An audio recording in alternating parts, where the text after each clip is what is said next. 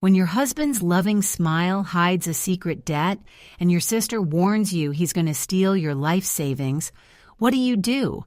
Pretend to be broke until a hidden photo reveals your marriage is built on a lie, and now killers are kicking down the front door. The ceramic mug felt cold against my palms, a stark contrast to the steam rising from the chamomile tea. Across the sun-drenched breakfast nook, Liam was scrolling through his tablet, the faint, rhythmic tap-tap-tap of his thumb, the soundtrack to our otherwise quiet Saturday morning. He looked up, beaming, his smile the reason I'd married him 5 years ago. "Morning, gorgeous. Dreaming of that new listing?" he asked, referring to the fixer-upper Victorian I'd been obsessing over. I managed a weak smile. "Something like that," I murmured, taking a slow sip. The truth was, I wasn't dreaming of houses. I was dreaming of my sister, Clara, and the knot in my stomach had only tightened since our clandestine meeting 3 days prior. Clara, 3 years my senior, always had that air of knowing something the rest of us didn't. Usually, it was just stock tips or which brand of organic kale was best, but this time, her energy was frantic, laced with a genuine, chilling fear I'd never seen in her before. We met at a dingy coffee shop downtown, the kind with sticky tables and perpetual twilight lighting. She looked pale, clutching a cheap paper napkin, kneading it into a wet ball.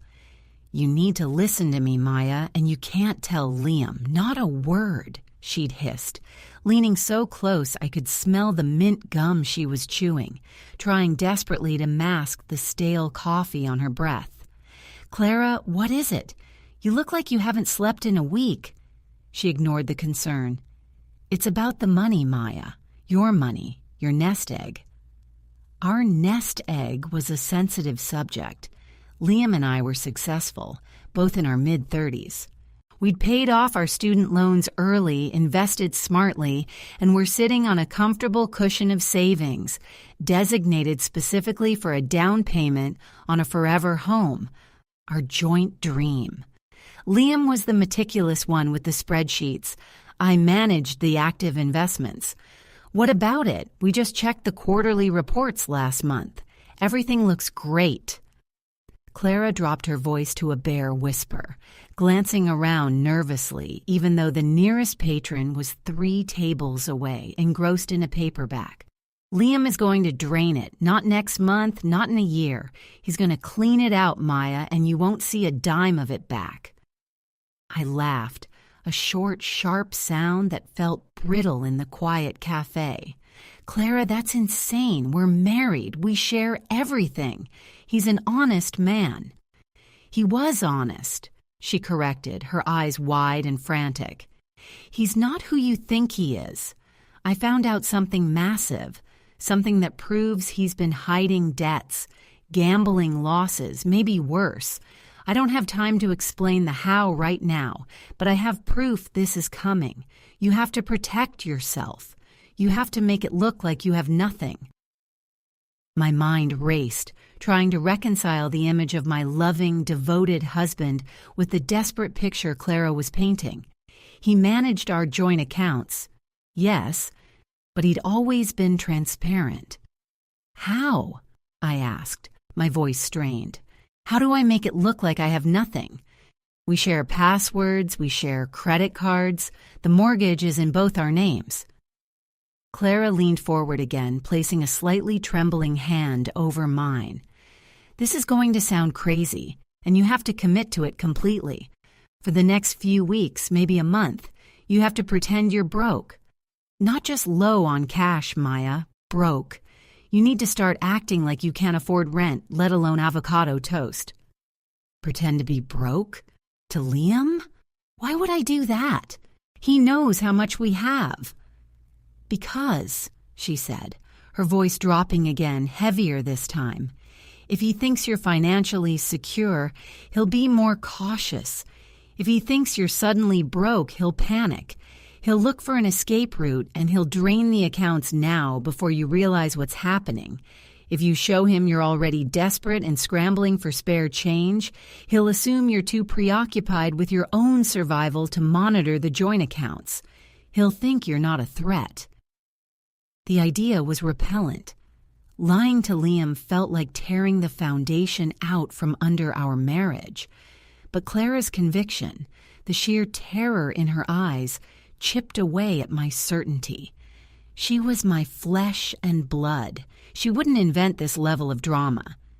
What do I tell him when he asks why I'm suddenly skipping lunch at work and using my old flip phone for calls? You tell him you lost your side consulting gig. You tell him you're panicking about the market correction and you're trying to build up a secret emergency fund because you don't trust the banks right now. Be vague, be scared, but most importantly, be poor. He needs to see you struggling, Maya. It's the only way to make him feel safe enough to keep his mask on until you can figure out the real evidence Clara hinted at. And when do I start this performance? I asked, my throat tight. Clara checked her watch, a cheap digital model that suddenly felt very serious. Now, start today. I'll text you the name of the lawyer I spoke to. You need to set up a consultation. I can't talk to you again for a while, Maya. Too risky. Just trust me. Act poor. And whatever you do, do not let him see your personal bank statement on the tablet. She stood up abruptly, dropping a crumpled $10 bill on the table. Good luck. I'm sorry I have to put you through this. And then she was gone, disappearing into the busy city street before I could process the first layer of the deception. I returned home dazed, the meticulously planned Victorian dreams instantly dissolving into a haze of suspicion and fear. Liam was still at the breakfast nook. I swallowed hard, picked up the empty mug, and walked toward the sink. "Hey, honey, are you okay?" Liam asked, looking up again, his concern genuine. "You seem quiet." This was it. The first act. I took a deep breath, let my shoulders slump, and manufactured the most convincing look of financial despair I could muster. "Liam," I sighed, turning to face him, my voice trembling just slightly. I think I might have messed up." I let the words hang there, heavy and unwelcome, just as Clara instructed. Liam put down his tablet immediately, his expression shifting from casual interest to focused alarm. "Messed up how, babe? What's wrong?" I walked over to the island counter, pretending to rifle through some unopened mail, knowing he was watching my every move. I needed him to see panic, not partnership. "Remember that small fund I keep separate? For my personal trading? Well, the market dipped harder than I predicted last week, and I tried to double down on that pharmaceutical stock, the one with the promising Phase 3 trial. I got greedy, Liam. I panicked when it dropped, and I leveraged almost everything I had in there to try and ride the recovery. I just checked the numbers this morning, and it tanked completely." I hated the lie forming on my tongue, but the image of Clara's terrified face kept me going. "Liam, I lost it. I lost nearly half of my personal savings. I'm terrified we're going to have to put the house search on hold, maybe for years." Liam stood up so fast his chair scraped loudly against the tile floor. He rushed toward me, pulling me into a tight embrace, which felt simultaneously comforting and suffocating. Hey, it's okay. It's just money, Maya. We'll figure it out. We're fine," he soothed, patting my back vigorously. "It's a setback, but we have the joint accounts. We have plenty. Don't worry about the down payment. We can delay it a bit. That stock was risky anyway." He sounded relieved, too relieved. I pulled back just enough to look him in the eye, making sure my manufactured despair was layered thick. "No, Liam, you don't understand. It's not just the personal trading fund.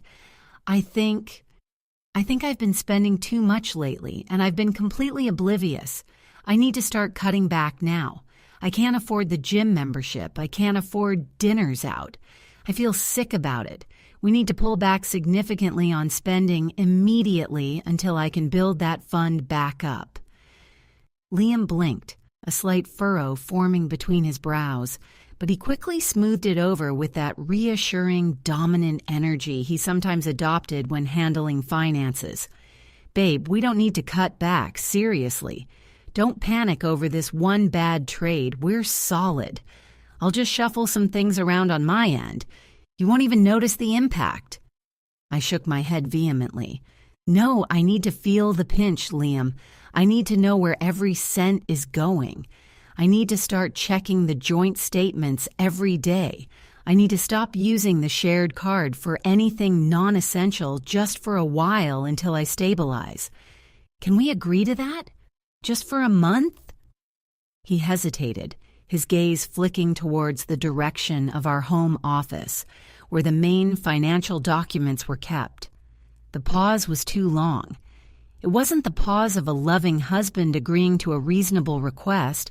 It was the pause of someone calculating the immediate impact on their timeline. Sure, he finally agreed, forcing a smile that didn't quite reach his eyes. If that makes you feel better, we can track everything daily. You focus on saving, Maya. Leave the big picture to me. I nodded, forcing a watery smile in return, masking the small victory. He had agreed to my terms.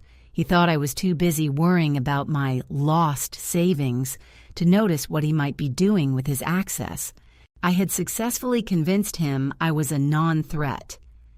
Later that afternoon, I was sorting through the old junk drawer in the kitchen, pretending to look for a misplaced gift card so I could claim I couldn't pay for a coffee run. Liam was on a long conference call in his office. The door closed. I pulled out a dusty, unused emergency battery pack, and something fell out from behind it. A crisp, unmarked envelope. It wasn't addressed to either of us. Curious, I picked it up. It was thick. My name was scrawled hastily on the front, clearly not in Liam's handwriting.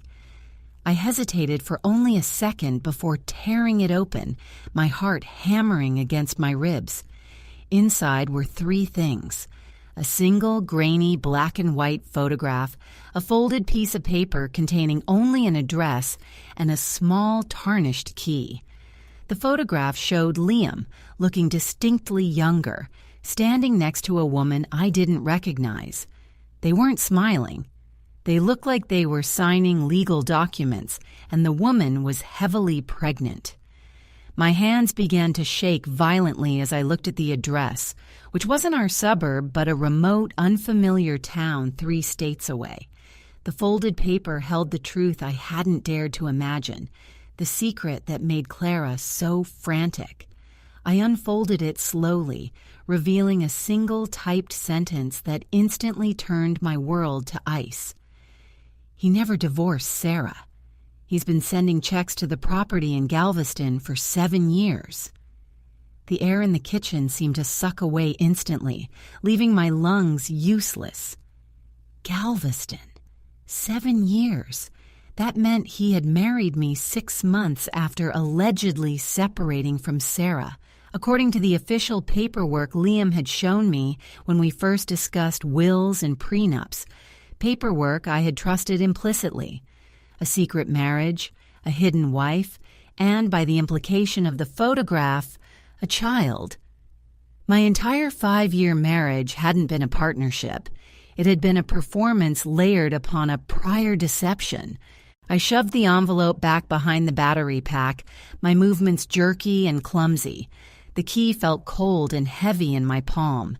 It was a skeleton key, the kind used for older locks, not our modern deadbolt system. Galveston. A new location, a new mystery, tied directly to the man I shared a mortgage with.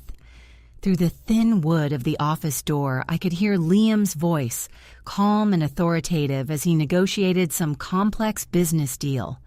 Yes, we can finalize that wire transfer by Tuesday, absolutely.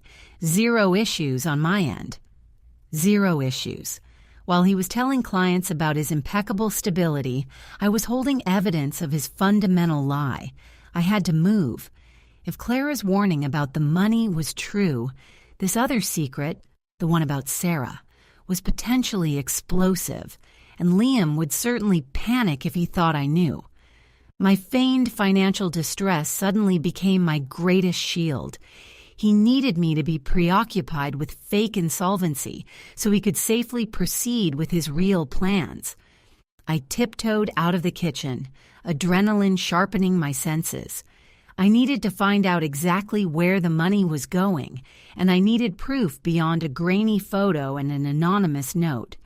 I remembered Liam's insistence that I shouldn't worry about the joint accounts, that he would handle the shuffling. That was my opening. I went straight to the home office, knocking softly on the closed door. "Liam, sorry to interrupt, but I just remembered something really urgent about the grocery budget. Can I slip in for 2 minutes?" He sighed, a flicker of annoyance crossing his face that he quickly masked as he opened the door a crack. "Maya, I'm right in the middle of closing a major Q3 projection. Can this wait?" "I can't use the joint card for anything this week, remember?" I pressed, injecting a desperate edge into my voice. "I need to transfer $500 from my personal savings, the tiny bit I have left, to a prepaid card for essentials, and I can't remember the routing number for that secondary account. It's urgent. I need to eat." He looked at me, the supposed financial wreck, and his composure returned immediately. He saw a low-level domestic problem, not an investigation. "Fine. Come in quickly. The laptop is on the desk. Don't touch anything else."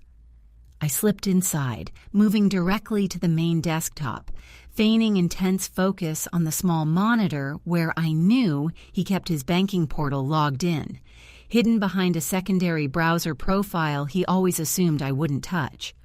While I pretended to squint at the routing numbers, I discreetly nudged the mouse to bring up the shared documents folder.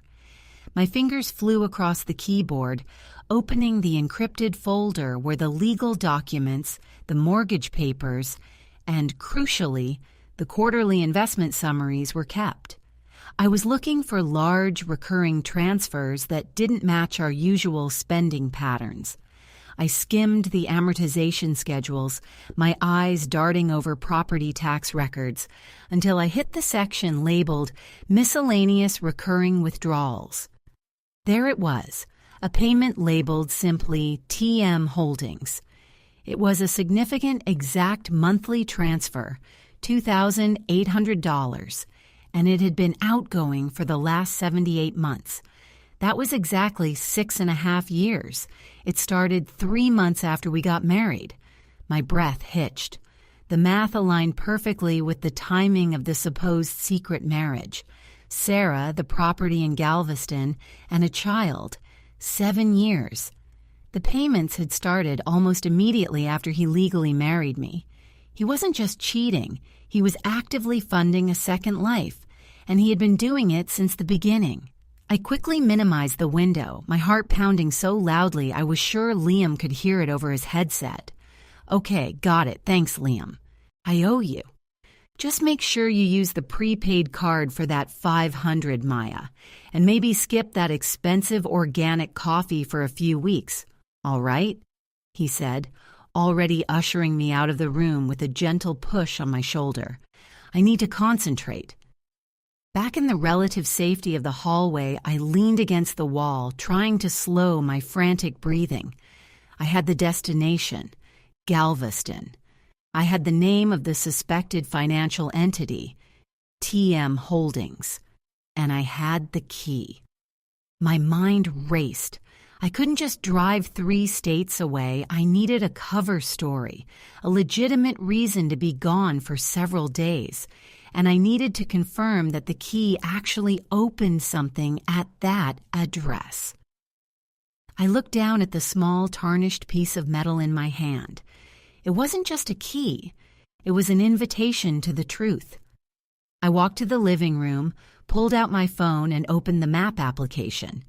I typed in the address provided in the note. It was a small coastal town, exactly the kind of isolated place someone might hide a secret family. The area was sparsely populated, mostly older beach rentals and fishing shacks. I needed a pretext to go there, and I needed to secure my assets before Liam realized I was digging deeper than just a bad stock tip.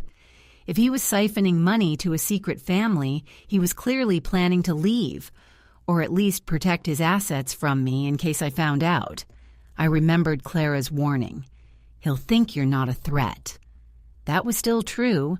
I could use my fake poverty to justify leaving town for a supposed desperate, last-minute job interview. I spent the next hour researching Craigslist listings for urgent, temporary work within a 100-mile radius of Galveston. I found one, a remote contract position reviewing historical archives for a small, eccentric museum with an immediate start date. Perfect. I drafted a desperate email claiming I needed immediate cash flow and hit send. By 6 p.m., I had an email response back confirming the job, a remote data entry project that required me to be physically present in the small museum office for the first 2 days for setup and key exchange. The museum office was in Galveston. I walked into the kitchen, where Liam was microwaving leftover takeout. He looked tired but settled. "Liam," I said, trying to sound defeated but hopeful. "Remember how I said I lost my consulting gig? Well, I just landed a tiny 2-day contract job. It's data entry, horribly paid, but it's something. It starts tomorrow morning. I have to drive down to Galveston to meet the curator for the initial setup." Liam paused, the plastic tray halfway to the microwave. His eyes narrowed slightly, not in suspicion, but in a strange, almost proprietary calculation. "Galveston. That's a 10-hour drive, Maya. Are you sure this is worth it? You said you needed $500. This sounds like a lot of hassle for minimum wage." "I know," I forced a weak smile. "But I'm desperate, Liam. I need to show you I'm serious about pulling back, and this job pays upfront cash at the end of the second day. I'll be back late Tuesday night." He nodded slowly, looking relieved again. "Okay, drive safely. Be careful down there. Coastal towns can be tricky. But Maya, listen to me. When you get that cash, put it immediately into that emergency savings fund you mentioned. Don't touch it. We need to secure your position." He had no idea how right he was about securing my position.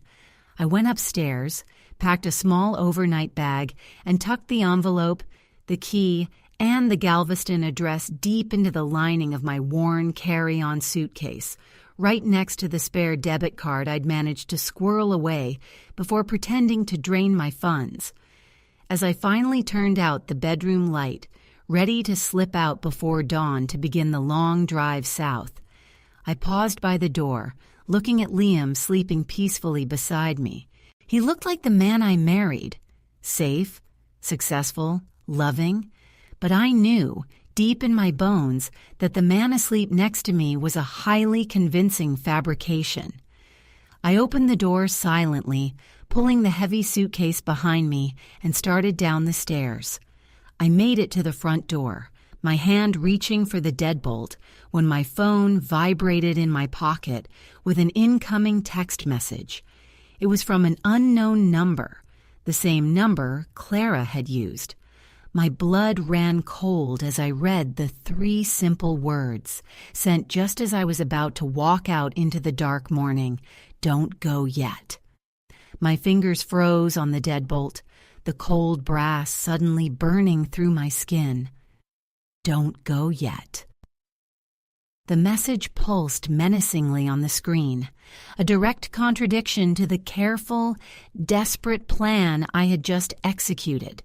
If Clara, or whoever was using her burner, knew I was leaving now, it meant one of 2 things. Either Liam's surveillance was far more advanced than I thought, or Clara's own warning had been incomplete. I snatched my phone back, stepping away from the door and melting into the shadows of the entryway console table. I typed a frantic reply. "Who is this? What's wrong?" The reply was instantaneous, a speed that suggested the sender was waiting, perhaps watching. "He knows you're digging. He's not expecting you to leave town until Tuesday. Go now, but not to Galveston." My mind reeled. Liam knew I was digging, yet he had encouraged my trip to Galveston, even telling me to secure the cash. Was the threat the trip itself or the destination? If he knew I was digging, why did he let me think I was securing my own supposed poverty? I looked back towards the stairs. Liam was still asleep or pretending to be. If he knew I was digging, the safe thing to do was stay put, act broke, and wait for him to make the first move on the joint accounts. But the text message implied immediate danger if I stuck to the original schedule. If I didn't go to Galveston, I didn't have an alibi for my absence. I needed a new exit strategy, and fast. I looked down at the suitcase, the one packed for a coastal archive job, and then at the key in my other hand. The key to the secret.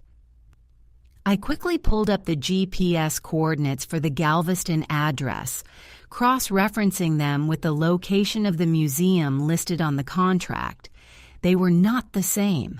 The contract stated the museum office was downtown in a commercial building.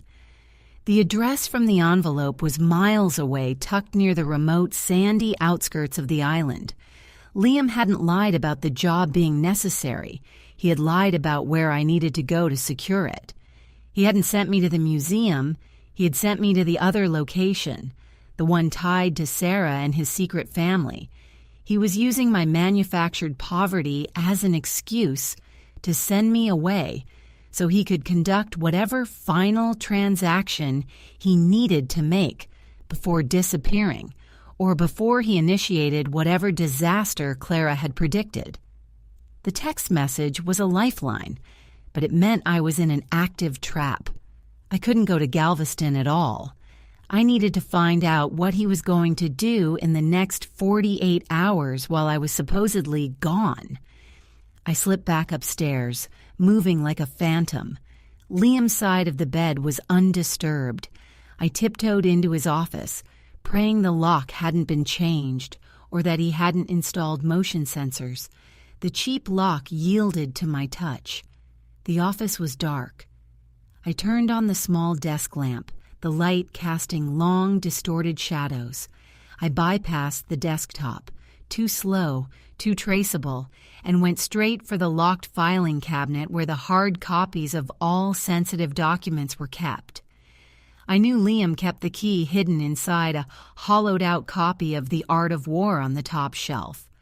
I retrieved the key, unlocked the top drawer, and pulled out the files labeled Q3 Projections and Exit Strategy. The binder was thick, organized with terrifying precision. I flipped past the usual investment summaries until I found the section marked Liquidation Protocol, Phase 1. My eyes scanned the document, searching for the joint savings account, the one Clara warned me about. I found the line item, joint account number, X, X, X, X. X transfer initiation set for Monday, 9 a.m. Eastern Standard Time. Monday, that was tomorrow. Liam planned to drain our main savings account, the house fund, first thing in the morning, right when I was supposed to be hours away driving towards the coast. He was operating on a strict timeline, and my fake trip was the trigger. But there was more.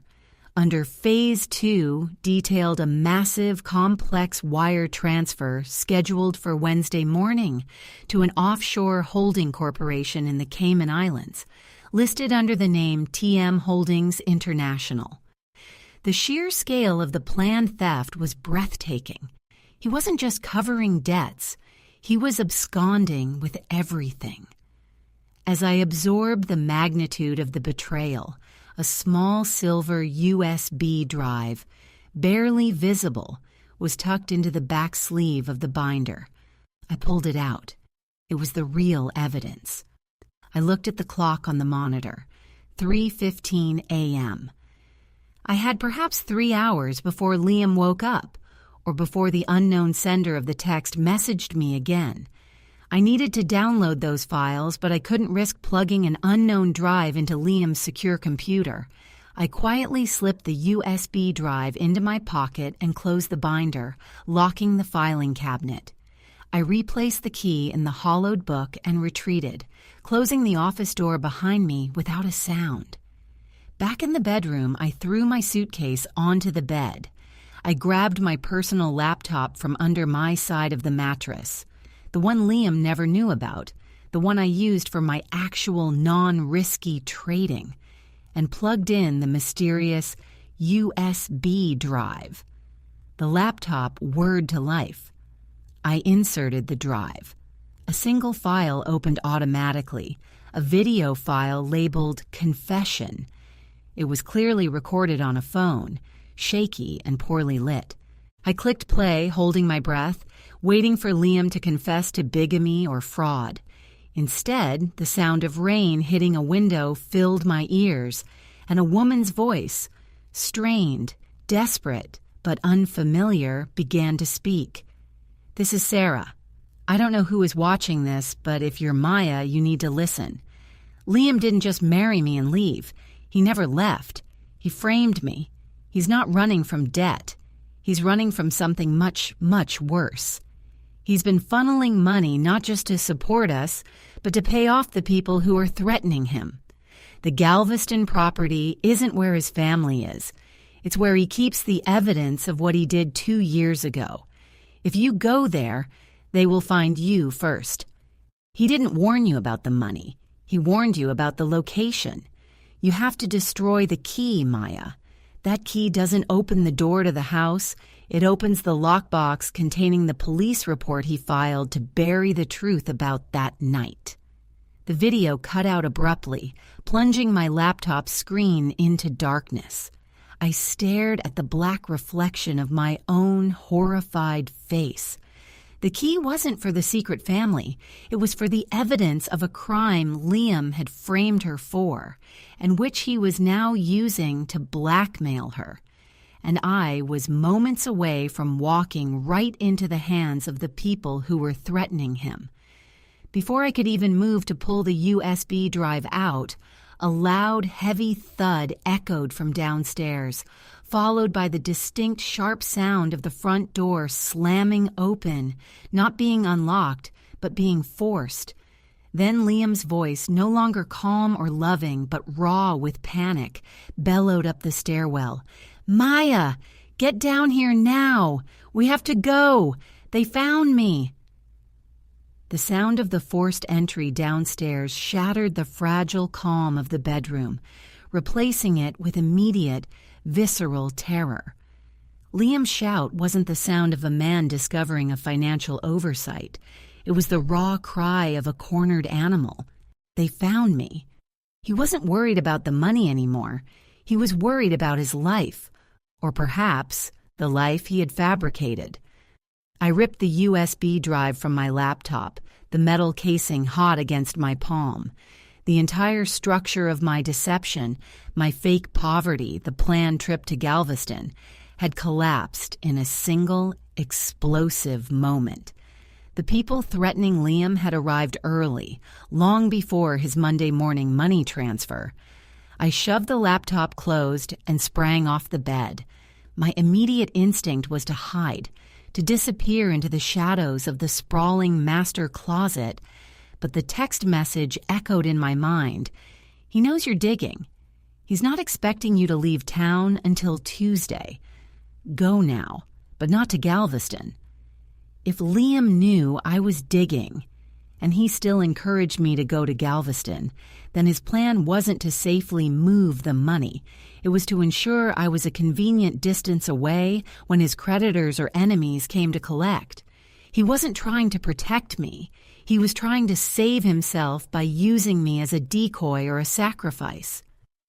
Downstairs, the sound of heavy, deliberate footsteps began climbing the wooden stairs. Not Liam's measured tread, but 2 sets of heavy boots. These were not debt collectors seeking a check. These were people expecting retribution. I grabbed the tarnished key and the USB drive, stuffing both into the pocket of the jeans I was wearing. My eyes darted around the room, searching for an escape. The bedroom window overlooked the dense backyard foliage, but it was a 2-story drop onto flagstone patio. Unthinkable. I backed against the wall beside the bedroom door, listening intently. I could hear Liam's panicked voice mingling with the deeper, menacing tones of the men downstairs. "I told you the funds are moving Monday. I just need until Monday," Liam pleaded, his voice cracking with fear that mirrored Clara's initial terror, only magnified tenfold. "Just give me until Monday morning and I'll give you everything, plus interest." "Monday's too late, Liam," a rough voice countered from the hallway below. "We needed the collateral tonight. And where is your wife? She's supposed to be here, too." They know about me.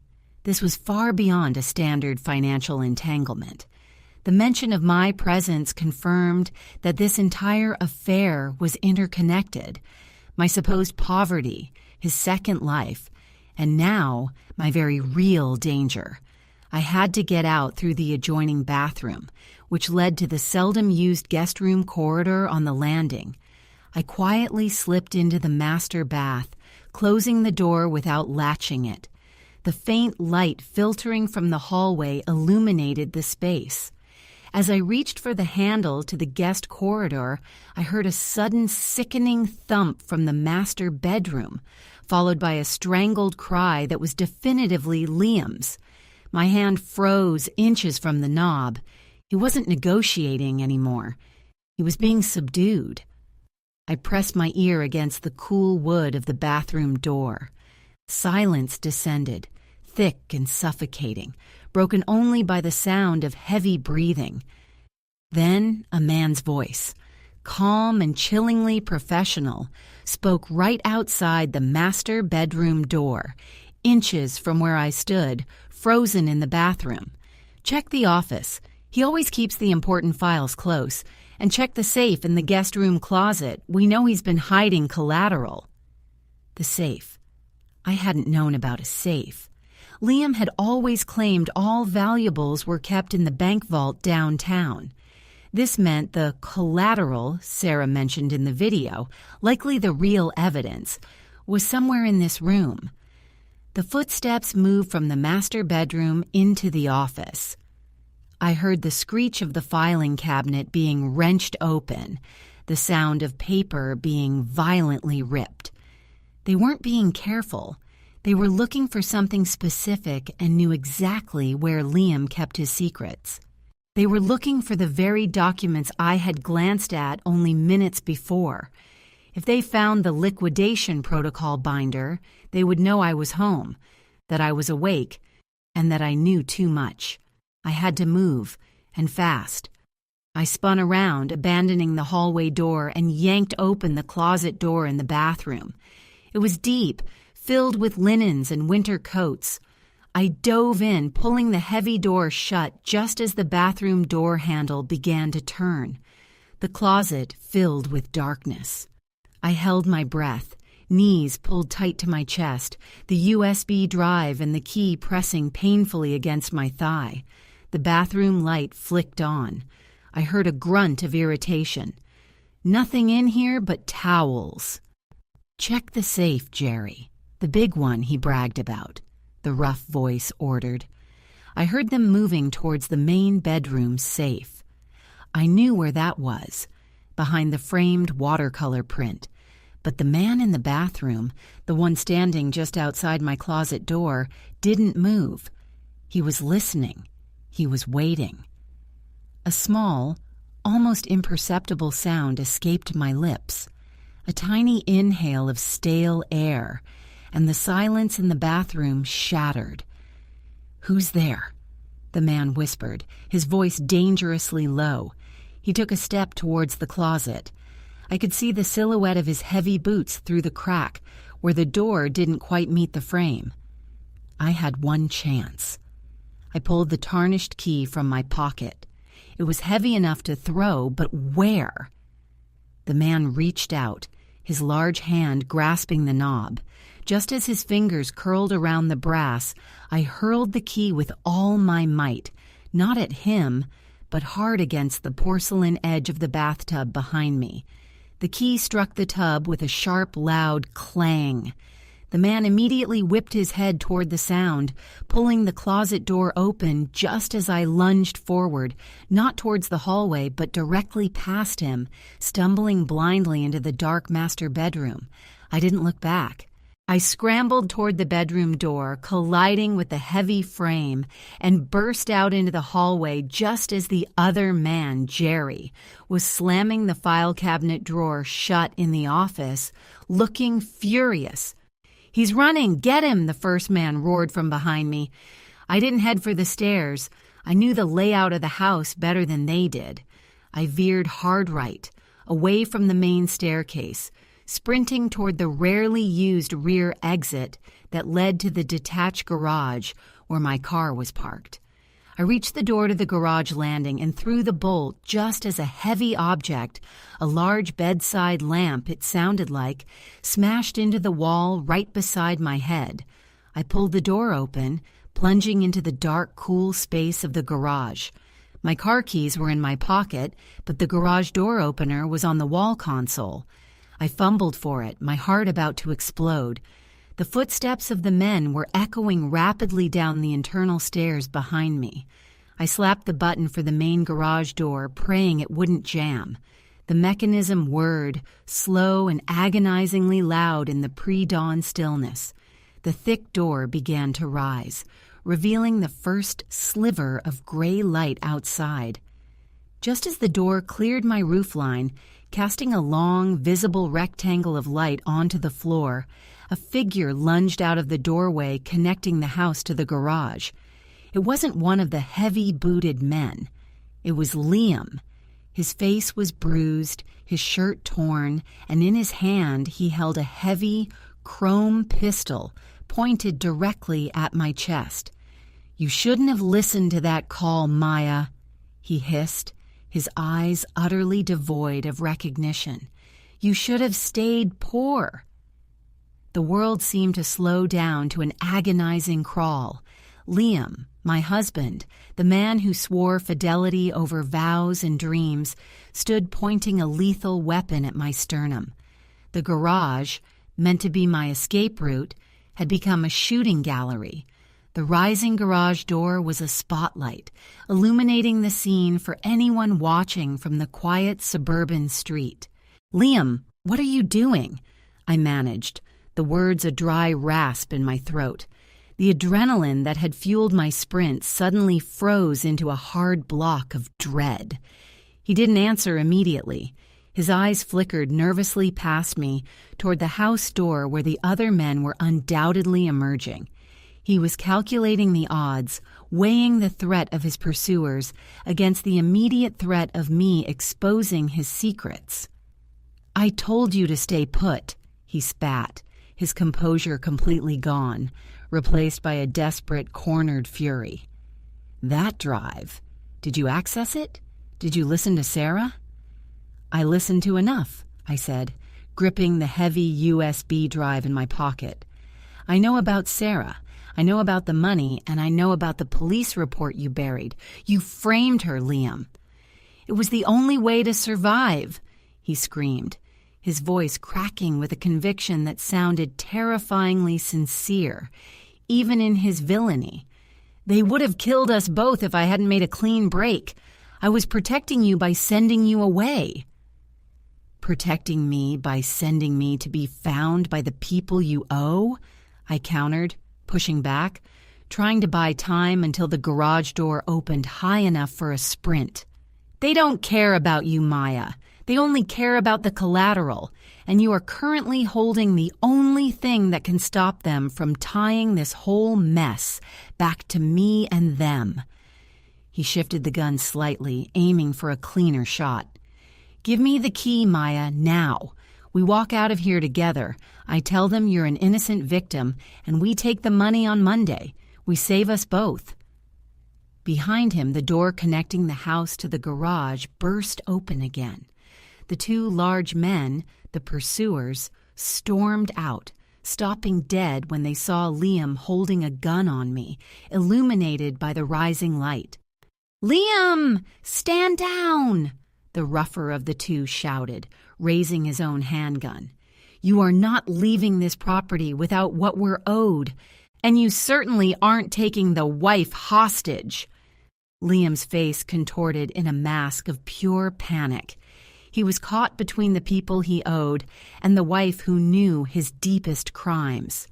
"You bastard, you lied! You said she was out of town!" The first man yelled at Liam, realizing the deception of my fake trip was transparent. This was my moment. The attention was divided. "I'm not your hostage, Liam," I screamed, lunging sideways toward the growing opening of the garage door, ripping the USB drive from my pocket. Instead of throwing it, I did the only thing I could think of. I held it up high, just above the rising door frame. "You want this? You want the evidence of what you did to Sarah?" I didn't wait for his reaction. With a final burst of desperate strength, I hurled the small drive not at Liam, but high and outward, clearing the threshold of the garage and landing somewhere unseen in the damp grass just outside the property line. The action was purely instinctual, a desperate attempt to remove the object of contention from the immediate battleground. Liam's eyes followed the trajectory of the drive with maniacal focus. He didn't fire at me. He spun, whipping the pistol toward the patch of lawn where the drive landed, firing 2 quick shots into the darkness outside. Bang! Bang! The muzzle flash lit up the quiet street for a horrifying second. In that fraction of a second, the pursuers realized Liam was sacrificing the leverage they needed. The rougher man didn't hesitate. He raised his weapon and fired once at Liam's chest. Liam staggered back, dropping his pistol with a metallic clang, his hands flying to the spreading dark stain blooming across his white dress shirt. He didn't fall immediately. He just stared at the spreading blood, a look of profound, broken realization washing over his face. "Sarah," he whispered, his knees buckling. The 2 men rushed past me, ignoring me completely, moving toward the fallen Liam and the spot where the USB drive had landed, scrambling to retrieve the evidence. I didn't look at Liam collapsing onto the concrete floor. I didn't look at the men searching the lawn. The sound of the sirens, distant but approaching fast, likely alerted by the gunshots, was my true signal. I scrambled through the rising garage door opening, ignoring the stinging cold of the morning air, and ran. I ran across the dew-soaked lawn toward the street, barefoot, still wearing my t-shirt and jeans, the tarnished key still clutched tightly in my fist. I didn't know where I was going, but I knew where I wasn't going. Back into the lie. As I reached the curb, looking wildly up and down the street, a familiar, slightly battered sedan screeched to a halt beside me, the passenger window already rolled down. It was Clara. She wasn't frantic anymore. She was calm, her expression grim but resolved. "Get in, Maya," she ordered, her voice steady. "I told you not to go yet because I knew Liam would panic and call them. I also knew where the key went. We have 5 minutes before the police secure the scene. I need that key, and then we disappear for good."